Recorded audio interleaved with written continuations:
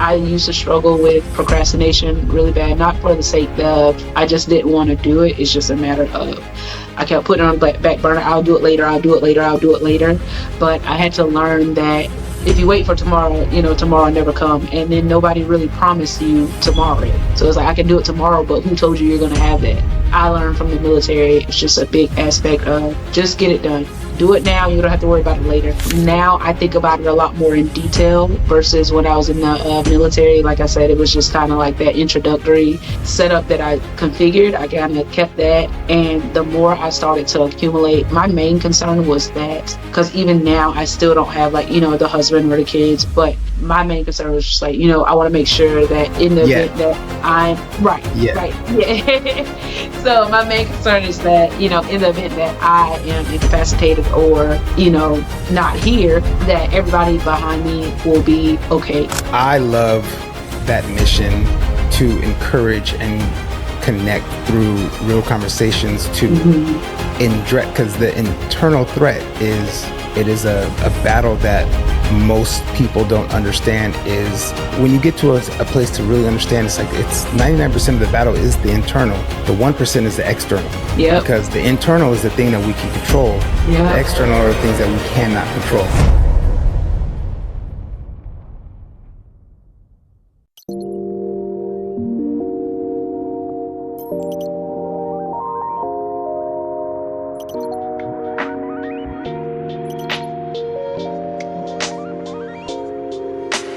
There are a few what ifs as sobering as the one every service member faces. What if I don't come home? For Kolbie Graves, that question became real at just 18 years old when she joined the U.S. Army. Now at 29, she's an Army veteran, a serial entrepreneur, and the host of the Insider Threat TV. Kolbie's story starts and begins with service. But also, it's about what happens when young soldiers are forced to think about wills, life insurance, funeral arrangements, and family conversations before they even fully step into adulthood. Through her journey, Kolbie has learned responsibility, resilience, and the importance of faith. She carries the conviction that preparation isn't just paperwork, it's stewardship.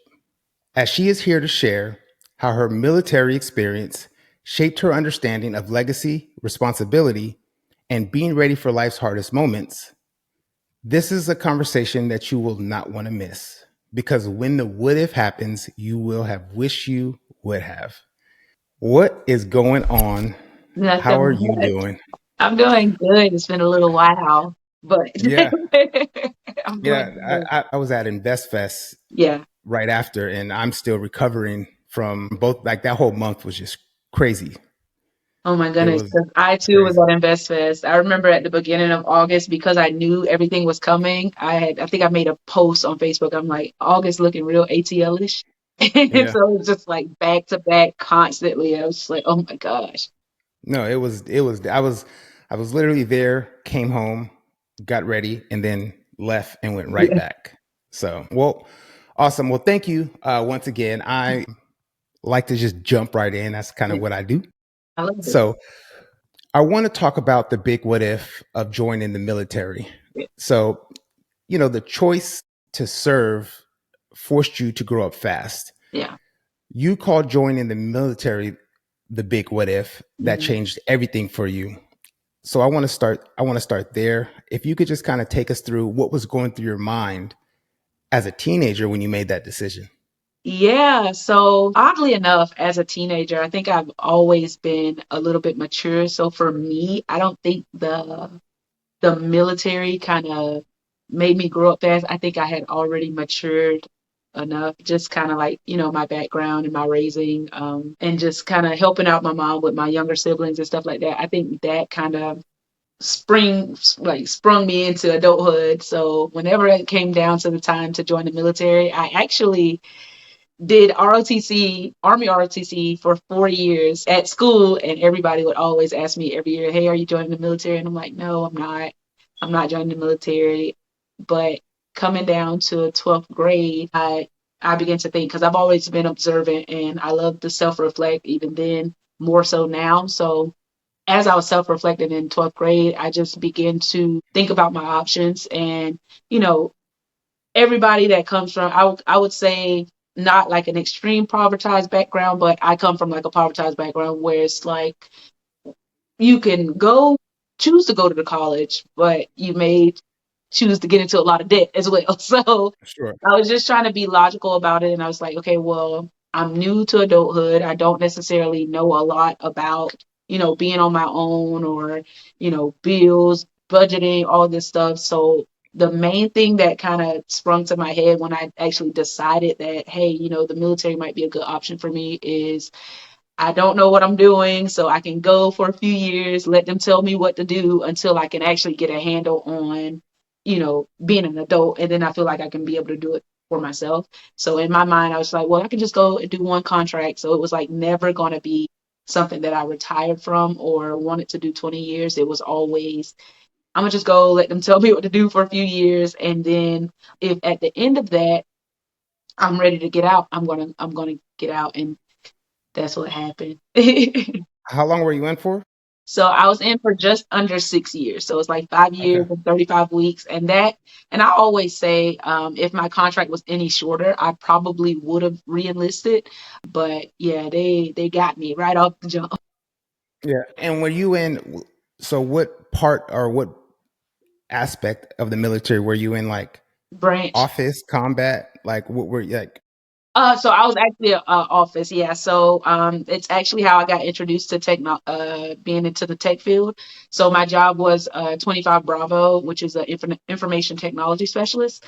And so my dad was actually who, after I took the ASVAB and everything like that, my dad retired. My mom and my dad was in the military. Both were in the army, but my dad actually retired after like 22 years, I believe.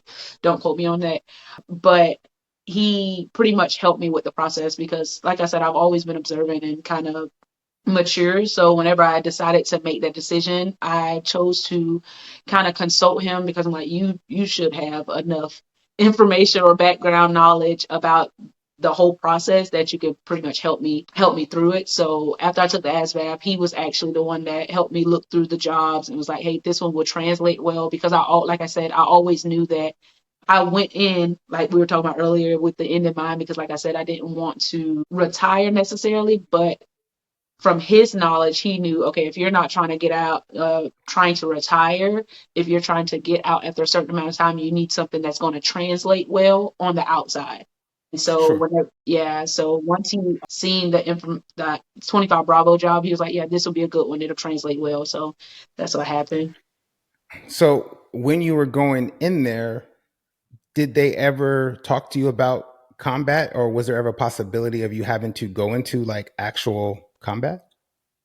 So there wasn't like I didn't experience like a deployment as far as like to the Middle East, but that's kind of one of the first conversations that you kind of have because it's a part of the oath, right? So a part of the oath is you're willing, and it's not verbatim, but a part of the oath is basically saying, hey, you're willing to defend this country against enemies, but both foreign and domestic. And if you're in the military, you're in combat arms, you know that these enemies aren't just on the technical field, actually physical enemies. And so it's something that you have to face.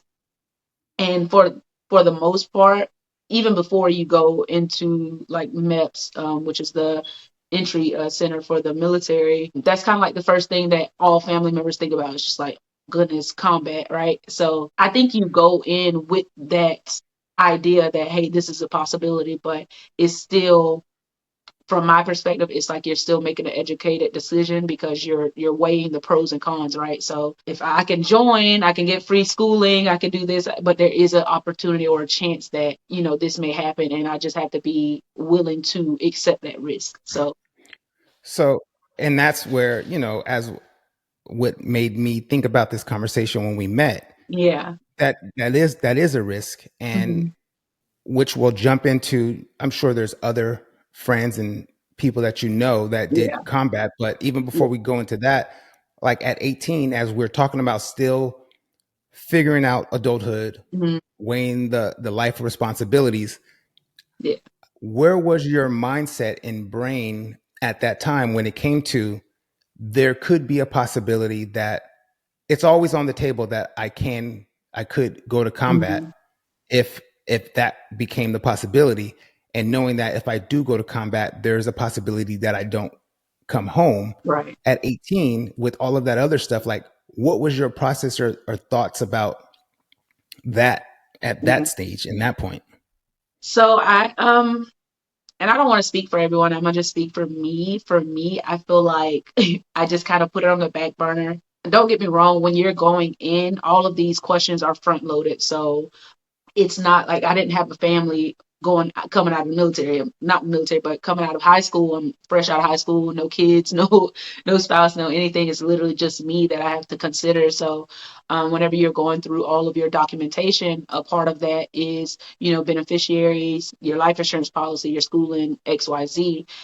They ask you, hey, who do you want this stuff to go to? So for me, I was always just kind of, okay, well, if I don't come back, like I said, it's a risk that I've already accepted. So it's not necessarily something that I can avoid in the event that it happens. So for me, it was just like, okay, well, everything just go to my family, evenly split. But going in and having to actually face that and make that decision. My main thing was just like, okay, well, I'm gonna split it to my family, but we're just gonna put that in the back of my mind. I want to front load all of the pros first, and then, if that time comes, then we'll just face that when I get there. So, and that's kind of how I navigated it. So when they were talking to you about, you know, life insurance Yeah. and that type of stuff, like, what was your knowledge at that point of even what that was and how that worked? Were you even educated to the level to understand fully what it was that you were trying to comprehend? I knew the basics of life insurance. Like, hey, in the event that, I'm unalive at any point, this life insurance is to assist in, funeral arrangements, XYZ. So I knew the basics. But as far as like the deep dive, having taken any life insurance courses or having had sought down with any family member or anything like that, no, I never did that. So a lot of what I know today and what I've known then is just kind of like me doing a little bit of self research, researching myself. And but yeah, it was crazy because no one had asked me as like as an 18-year-old, nobody in school. And I mean, I get it. You're a teenager, so who's gonna sit there asking like, hey, have you thought about who's gonna take over this? Or at that point, I had zero assets, so I didn't have Sure. anything to give away. So So just because I'm the curious George. yeah.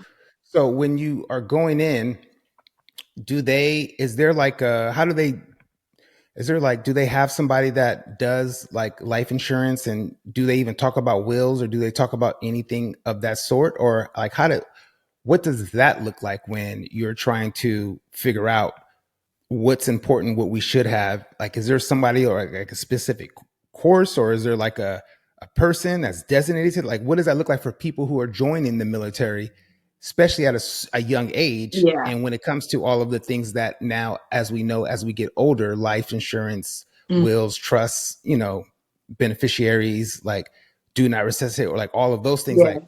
who has those conversations, and what are they presenting to you when you Yeah. are actually joining the military?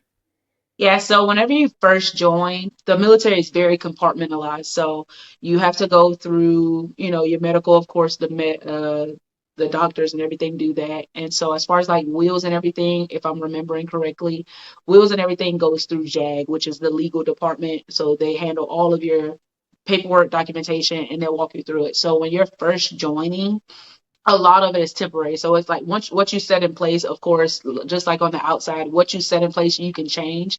So you go in, you'll make the decision because you make a quick decision. Everything is like back to back to back with the basic. So you go in, you make a quick decision, and once you get into, like, say you get to your first duty station and everything like that, there's courses that they advertise for that you can go take, just to get some background information.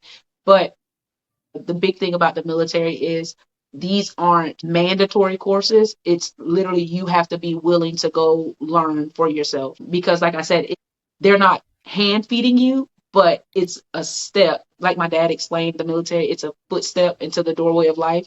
So you're an adult. So it's your responsibility to go get the training that you need and make these decisions and make the changes on your, because you could go in and make the changes whenever you want. Because you Yeah. have, it's a portal that they use. So you go in, you make the changes whenever you want. After you get, like you said, like I said, the level of understanding that you need, you can go make those changes. But it's not like a spoon feeding process. It's like, hey, you need. They talk about it often. You know what I mean? They have those conversations, but it's not something they're like, hey, come with me because I'm going to take you to this course. You have to go enroll in the course, go to the course, let your leadership know that, hey, this course is scheduled for such date so that they can plan around it. And then you go and then make the adjustments after that. So does the military have, like, are there licensed agents? So are there people who are a part of the military, and are Mhm. they licensed real estate, I mean, insurance agents that They sign you guys up? No, it shouldn't Because be like licensed insurance agent. No, like I said, everything goes through JAG. So JAG is the attorneys. These are the people that's like training through, like, to be a lawyer. On the military base, it's not just active service members that work on the military base. So you have contractors, you have general service, which is the government employees, then you have government civilians, right?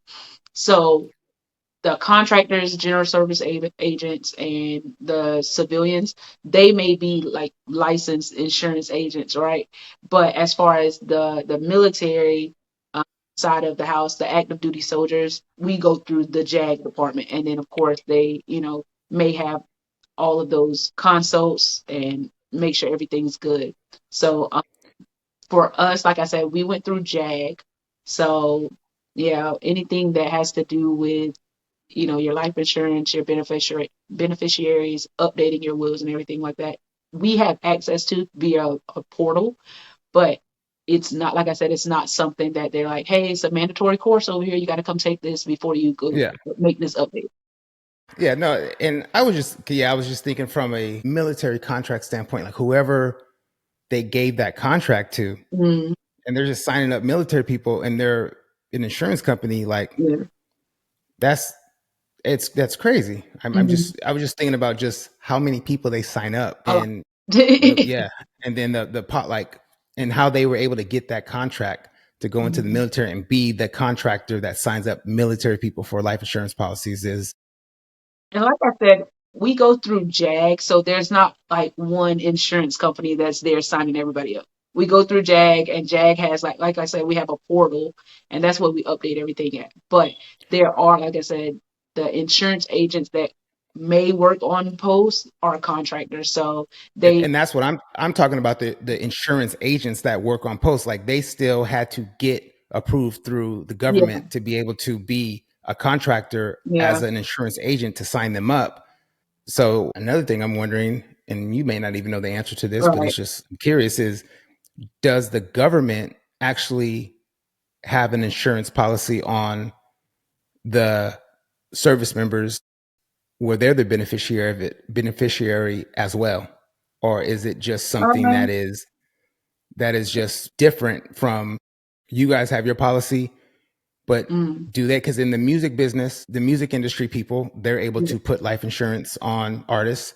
yeah, Even in business, like we are able to put life insurance on our partners because there's a vested interest in there. mm, So for the money that they are paying for military service members, yeah, are they able to put a life insurance policy on the service members? Because if they're paying for school, if mm, they're paying for, X, Y, and Z, then are they looking, or they're saying, well, if this happens, then we recoup it from here, which mm. that's a question that I'm going to ask one of my friends that are insurance agents, because I've just never thought about that. But I don't know, like, because I mean, at the end of the day, it's all government. So if there is a pool of money that they're pulling for them, I'm assuming it'll be Social Security because it is a well, debt service. Like it's a debt. It's a tool of debt.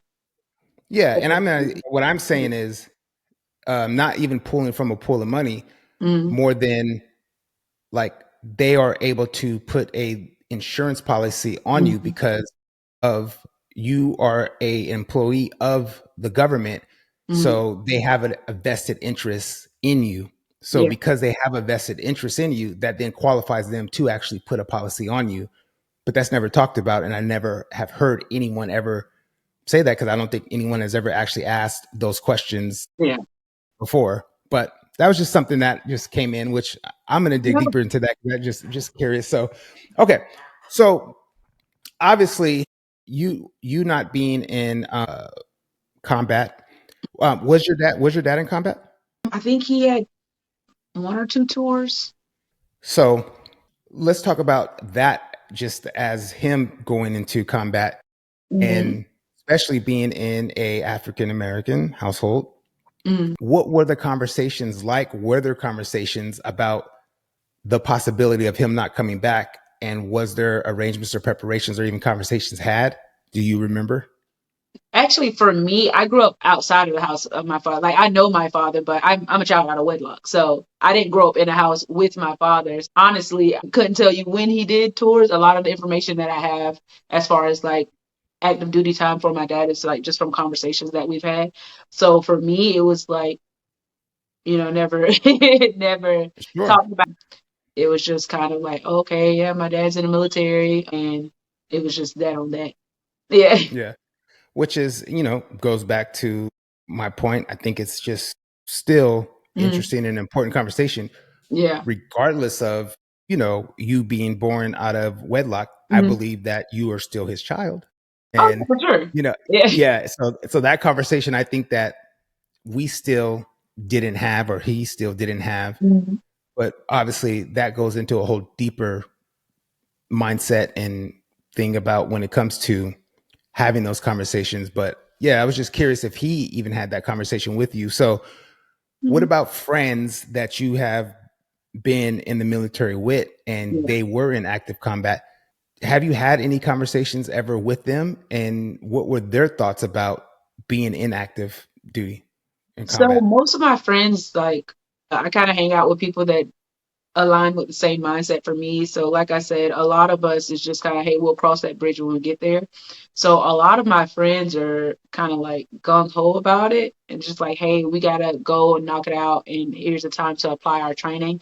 And they take it serious because, I have people that are in combat arms, they're on the front lines. They're the ones that actually see combat like face to face with like the opposition up close and personal. But like I said, a lot of them just kind of look at it as like, hey, I signed up for this. I knew the risk when I joined. And, now's the time for it's not to be gruesome, but it's either, kill or be killed. So a lot of it is, don't get me wrong, I think it's still a sense of fear because I'm like, hey, when there's an imminent threat and like a high probability or possibility that it could be the end and it could all be over. There's a lot to consider, but like I said, it's a risk that we kind of accept on the front end. So I think it's just more so for the service member. Well, for the family, it's still, hard and just like, goodness, I don't even want to think about it. But for the service member, it's just a matter of we signed up for this. We didn't think it was going to come, but we knew it was possible. But now it's here, so we got to go do what we're trained to do. And these people, well, your friends that and the Mhm. people that were on the front line, did they have families? Yeah, so a lot of people, yeah, most of them have kids, wives, sons, daughters. So I'm kind of getting the sense of, which obviously, sure, it's different for everybody, Yeah. but I'm just getting the sense like we don't, we just don't talk about it. Yeah, until we face it. Yeah. Don't get me wrong, like I said, because before you go, that's the time that they're like, hey, we got to update the wheels because these are all, and I don't think it's a fact that we don't talk about it. I think, like I said, once it's an accepted risk, it's kind of like we've accepted it. But I'm saying even in the sense of the conversations of like with their families, and having those conversations with their Mhm. families when it comes to, yes, you've accepted the risk, but Yeah. the conversation that we got to have with my family, like, this was hard, or this is what happened, or this is kind of the Yeah. narrative that we had to accept as a family. That was the part that I was just curious about when it came to that point. So, Okay, when it's well, when it's your friends and stuff in combat, we're praying for them. throughout the whole tour, we're praying for them. And then by the time they come back and they make it back, it's like, hey, I've been praying for you. I'm glad you made it back because we knew this was, a possibility. You get what I mean? So, like I said, I don't think it's just a matter of not talking about it up front. I think it's more so after the fact. It's just like, okay, hey, Sure. that was a possibility, but we made it out. Because Yeah. I think you just want to hope for the best, and you know, and if the worst comes, then of course we'll have those conversations. But I think that's the main thing is just kind of keeping that mindset up. Let's hope for the best. I know it's a possibility, but I don't want it to become a reality. So, Yeah. So how now in your adult life, mm, and it comes to that type of preparation, what are your thoughts and what is your actions and thoughts around now mm, that preparation as an adult yeah, versus, you know, being in business, building legacy, things that you want to protect, pass down, seeing your family members get older? Like, what is your thoughts on that now? yeah. My thoughts on that now is pretty much, I think I've had the same approach. I just would rather front load it. Now I think about it a lot more in detail versus when I was in the military. Like I said, it was just kind of like that introductory setup that I configured. I kind of kept that. And then as I got the different jobs in outside of the military and everybody was asking about it, I was like, hey, I need to do a little bit more digging and a little bit more deep dive and background. And the more I started to accumulate, my main concern was that because even now I still don't have like, the husband or the kids, but my main concern was just like, I want to make sure that in the Yet, event that I'm right, right. Yeah. So my main concern is that, in the event that I am incapacitated or, you know, not here, that everybody behind me will be okay. And so a lot of the stuff that I do is kind of never for me. A lot of things that I do that I want to do is just to see if I can do it. But so yeah, I kind of front load the responsibility now, and then just roll with the punches because you never know when that day will come. It's not something that you can be like, okay, on this day, I need to have all of this done by this day because that's going to be the day. It's just a matter of you got to kind of look at it as if you stay ready, you don't have to get ready, and that's kind of like what I the mantle I take up. which, brings me to my next. That's a great segue. You said if you stay ready, you don't have to get ready. Right. So what does that mean, and how does that mindset show up in your life outside of the military? Yeah. It's just a matter of being proactive versus reactive. A lot of things that I come across, whether it's interactions with people or just everyday issues, I just would prefer to face those head on. I used to struggle with procrastination really bad, not for the sake of I just didn't want to do it. It's just a matter of I kept putting it on the back burner. I'll do it later. I'll do it later. I'll do it later. But I had to learn that if you wait for tomorrow, tomorrow never come. And then nobody really promised you tomorrow. So it's like I can do it tomorrow, but who told you you're gonna have that? So it's just a matter of, let's get it done. And that I learned from the military. It was just a big aspect of just get it done. Do it now, you don't have to worry about it later. So showing up in that's how it shows up in everyday life. Just get after it. And so, because we were just talking about the preparation aspect of being out of the Mhm. military now, Yeah. do you feel that now that people, or even for yourself being out of the military, Mhm. do you feel that avoiding those conversations, or there's more fear avoiding those conversations now, that the what if can happen just in normal life versus you understanding that I signed up for the what if? And do you think that people are afraid to have those conversations when making preparations with their family? Because does the same preparation Mhm. happen like you were in the military outside of the military when it comes to Mhm. making these preparations for your family? Which is just, I'm just curious on that thought. I don't like I said and I can only speak for me and like my perspective on things. So for me, I don't feel like it's a fear because there was a NCO in the military that he said a quote and it just kind of stuck with me. 10 out of 10 people die. It's inevitable. Like you're going to die at some point. I think the main concern is that for me is just a matter of I don't want to sit there and think about just the end when I have still have so much life to live, and there's still things that needs to be done before my car gets pulled, before God calls me home. There's a lot of things that needs to be done that that is required of me to do. So I'd rather focus on getting that done, and then once I'm done with that, if God is ready to pull me, call me home, then I'm ready to go. But at the end of the day, I want to be able to go and stand in front of Him and just feel like, hey, and hear that, well done. And so I don't think for me it's fear. It's just a matter of there's so much more to get done before that day comes. And I don't want to think about the end when I'm here towards the middle or the beginning or whatever, and I still haven't accomplished what was my ultimate goal or what I was sent here to do. Sure. So transitioning into that's a good transition into faith. And I've been Mm-hmm. having these conversations a lot, and we had these Yeah. conversations at my men's group. Mm-hmm. And I talk about this when it comes to just believers Yeah. and us having this belief in the whole word of God, or do we have a belief in the partial word of God? Right. And I know that in his word, there are specific things that he talks about and mandates that he talks about from his word, Yeah. how we are supposed to prepare. And I believe that a lot of times, us as believers, we don't take that as his word.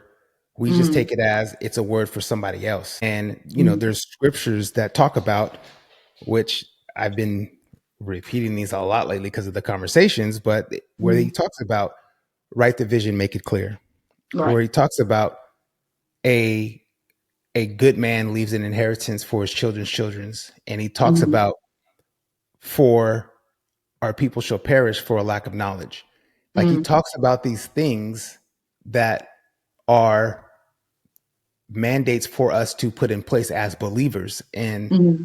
even when it comes to, which I talked about this on the first episode about Noah building the ark. Mm-hmm. And oftentimes, which whoever's watching, I hope that you guys go back and watch that first episode. But this is just another reminder that if you are watching this episode right now, this is your message to start to prepare and build your ark for yourself and for your family. Because when Noah was building the ark, he built the ark without ever seeing rain. But the ark that he Mm-hmm. built was the thing that actually preserved and protected his family because he was obedient to building the thing that he didn't know when he was going to need it or when it was going to be used, but he still built that Mm-hmm. thing. And that's why when I do talk to believers and we do talk about, this topic and this conversation, I always bring it back to his word and the things that he wanted us to do Mm-hmm. and has instructed us to do as believers when it comes to protecting and building. Because the thing is, like, you're right. And when you do get in front of him, because like he Mm-hmm. says, even the servant, the servants that had the talents and the one that buried them, he called them a wicked man. And the ones that Mm-hmm. multiplied it, he called them good and faithful servant. So Mm-hmm. when it comes to us doing what we are doing here and building what we're building here, are we burying it by not protecting it, or are we putting the necessary things in place so that thing can be multiplied and then passed down from generations to generations? So that was a bit of a tangent, but No, I definitely get it. And I think for me, with the word of God, God has instructed us, man should not live by bread alone, but, you know, through the word of God. So, of course, I'm going to abide by the whole word of God, but we got to understand the shift, right? So I'm under grace, but I'm still going to abide by the whole word of God. So for me, with the word of God, everything that is spoken can be applied more than likely to different situations, which is why there's so many different people in the Bible, right? Because at the end of the day, he wants you to be able to see yourself in one of these individuals and see that they came to Christ for help. So it's really supposed to encourage you to do the same so that we can all be like, hey, there's one savior of the world, and that's Jesus Christ. And as far as like a lot of the words that was spoken, a lot of statements and a lot of instructions that we were given from Christ, a lot of them can be applied. There weren't they were never necessarily tied to one single event, right? It could be applied to so many things. So like you're saying, is with the right division and make it plain, right? Literally write the vision and make it plain, because I like the tongue has power. So if we're writing it down and the mind has no understanding of what's real and what's fake, when you're writing the vision, it has no choice but to go out and make this a reality, right? So that's where you get into the faithing it into existence, and it's literally the belief in things that's unseen, and you're believing until you see it. And so all of it was just, ultimately to revert back to Christ and what we do with Him, as far as like believing in Christ and being able to, hey, I want to see your face, and I'm seeking you, and I'm believing that you died on the cross for me, and your blood is, covers a multitude of sins. But I don't think it should be tied to, well, I guess I don't think it should be tied to one thing, because it can be, it's so pivotal and so useful for everything, so many aspects of life and everything that we go through, even with like into, like you said, the preparedness aspect of it. I think we can write the vision, but there's no set way of how it's going to come about, right? You're just kind of writing it and not necessarily knowing when it's going to end or how it's going to end, right? So, but I think it's important to plan, but we can't think that we can plan it out to a T, right? So the best thing that we can do is just try to find our purpose, fulfill that, and then when God, however He calls us home, when He calls us, it's our time, and we just want to make sure that at the end of that, that we fulfilled our purpose, and that's kind of how I look at it. But I don't know. Yeah, and I no, and I hear you. And Yeah. as we were talking, and as I was listening, Mm, what dropped into my spirit was so you were right on multiple points. mm, And when it comes to write the vision, so for the first point is His word does mean His word.